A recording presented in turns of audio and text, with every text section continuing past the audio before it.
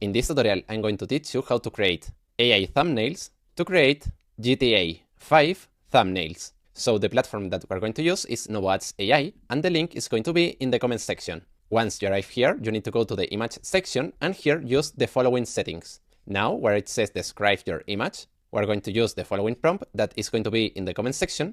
And here in title, we're going to write the title of our video. For example, GTA 5 gameplay with my friends. And in the text overlay, we have to write what we want that appear in the thumbnail. For example, I want that the thumbnail have a text that say incredible. Now, in the reference image, I don't want to upload an image as a reference, so I'm going to erase the yes. And now we just have to click this button. And now we have to wait more or less 1 minute. Perfect. As you can see, here we have the result, and the quality of the thumbnail is really good. So if you want to do thumbnails like this one, I want to tell you that you can try this platform for just $1. This if you are a new user. So well, after saying that, see you in the next video.